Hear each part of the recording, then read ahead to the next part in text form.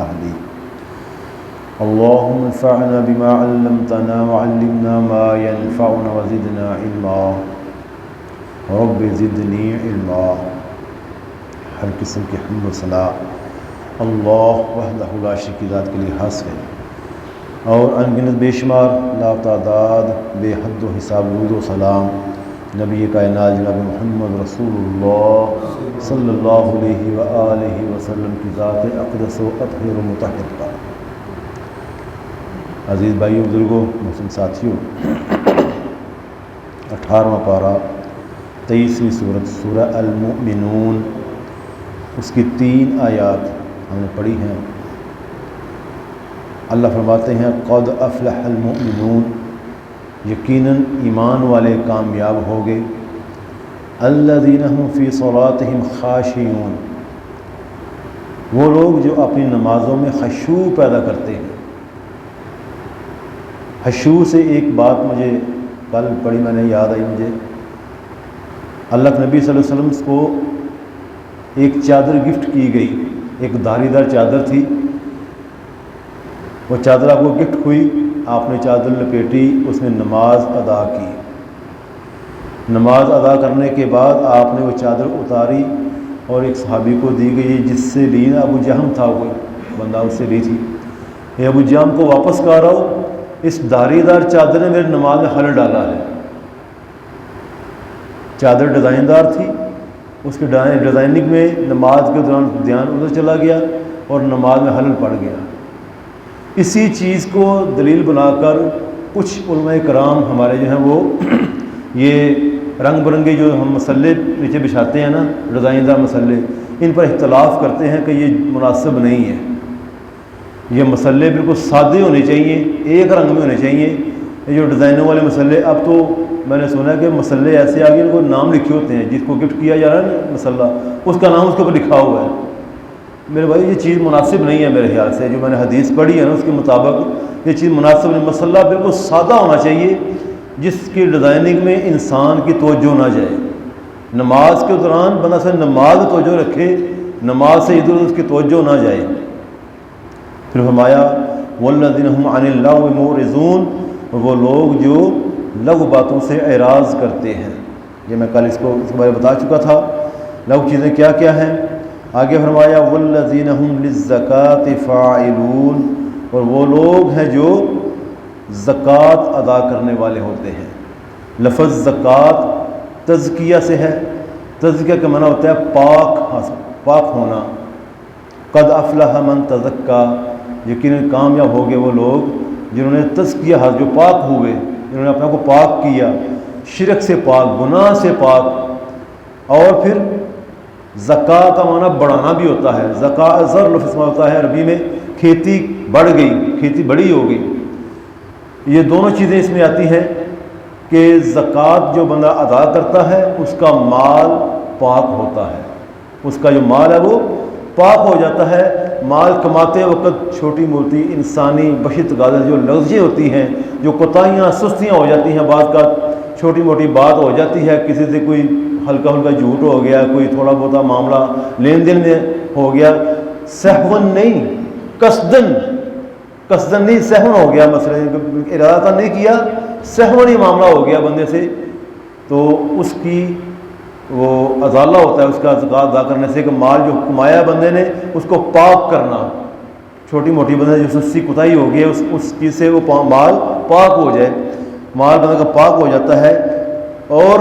یہ پہلے بھی ایک دو میں نے بات کی تھی کہ زکوٰۃ ایک ایسا عمل ہے جو اسلام کے بنیادی ارکان میں سے ہے، اور آج ہمارا معاشرہ بالخصوص پاکستان میں بہت سے لوگ ہیں، بڑے بڑے امیر لوگ ہیں، بڑے بڑے مالدار لوگ ہیں، لیکن زکوٰۃ ادا نہیں کرتے، بلکہ ایک تجزیے کے مطابق کہ ہماری جو بیوروکریسی ہے نا، جو ہمارے سیاستدان ہیں، بیوروکریسی ہے اور دیگر جو بڑے بڑے آفیسر ہیں، یہ صرف اپنے مال کی زکوٰۃ ادا کر دینا تو پاکستان کا قرض اتر جاتا ہے۔ یہ بات میں پہلے بھی بتائی تھی کہ اس قدر بڑے بڑے مالدار لوگ ہیں پاکستان میں،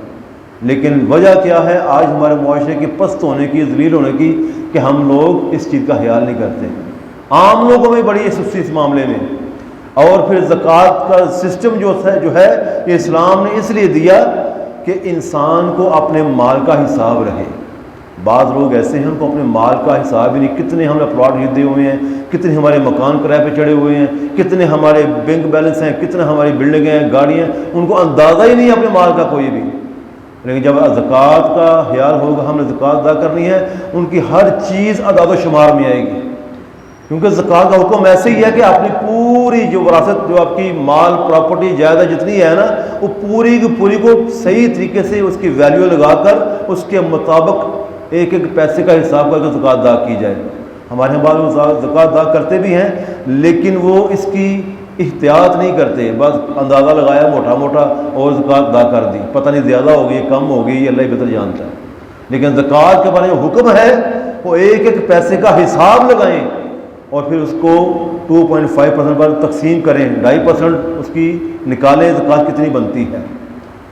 تو پھر اس کے مطابق زکوٰۃ ادا کی جائے۔ زکوٰۃ کا مقصد جو ہے وہ جو میں نے مین جو اس کی تشریح پڑھی ہے یہی ہے کہ بندے کا جو مال ہو اس کا پورا اس کے پاس حساب و کتاب ہو،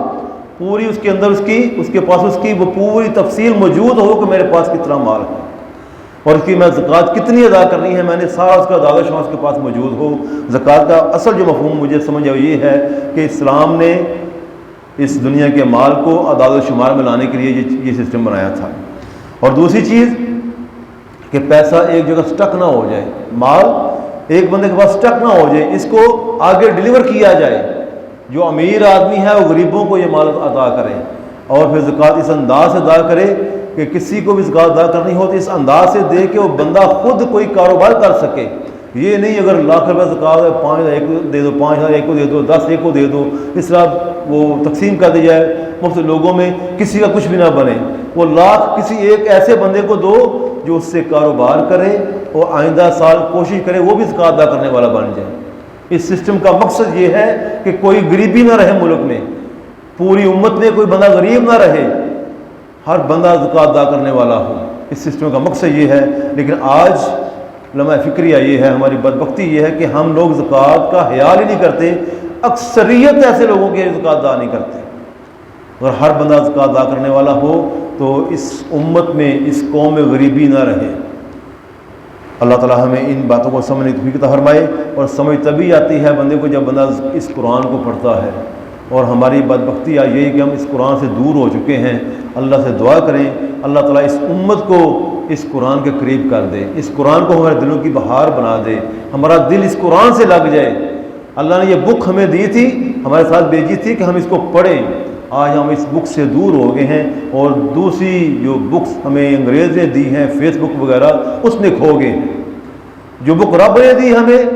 ابھی یہ مجھے بات یاد آئی سہونی کہ وہ چند دن پہلے ایک افواہ اڑی تھی یہ زلزلہ آئے گا، وہ سائنسدان نے کوئی اس نے افواہ اڑا دی کہ زلزلہ آئے گا، پوری قوم اس کی تیاری جناب بڑی پریشان، بڑے وہ ان کے کہہ لو کہ پریشانی کے عالم میں پھر رہے تھے، جی زلزلہ آنے والا ہے، تیاری کر رہے تھے کہ کوئی باہر کوئی ایسا معاملہ بنے کہ زلزلے میں کوئی نقصان نہ ہو جائے۔ وہ ایک عام بندے کی پیشین گوئی پر ہم اتنے پریشان کہ زلزلہ آنے والا ہے، اور اس قرآن نے، اس رب نے اس قرآن میں ہمیں بتایا کہ قیامت کا زلزلہ بڑا سخت ہوگا، اس کی تیاری کیجیے، اس کے مفاہیم کو نہیں ہے۔ وجہ کیا ہے؟ ہم اس قرآن کو پڑھتے نہیں ہیں، ہمارا اس پر ایمان نہیں مضبوط رہا۔ ہم کہتے ضرور ہیں کہ یہ کتاب ہماری پڑھنے کے لیے ہے، ہمارے ایمان کے لیے، ہمارے ایمان کا حصہ ہے، لیکن وہ اوپر زبانی باتیں ہیں، بس دل میں اس کی کوئی جگہ نہیں ہم بناتے ہیں۔ جب تک دل سے اس بات کو نہ مانیں گے ہم اس کی تیاری نہیں کر سکتے، ہم اس زلزلے کی، اس قیامت کے زلزلے کی ہم تیاری نہیں کر سکتے جب تک ہم اس کو دل سے نہ مانیں گے۔ اللہ تعالیٰ ہم اس قرآن کو پڑھنے کی، اس کو سمجھنے کی توفیق عطا فرمائے، اور اس کے مطابق اللہ ہمارا ایمان، اعتقاد اور عبادت بنانے کی توفیق عطا فرمائے۔ وَأَقُولُ قَوْلِي هَذَا أَسْتَغْفِرُ اللَّهَ لِي سُبْحَانَكَ اللَّهُمَّ وَبِحَمْدِكَ نَشْهَدُ أَن لَّا إِلَٰهَ إِلَّا أَنتَ نَسْتَغْفِرُكَ وَنَتُوبُ إِلَيْكَ۔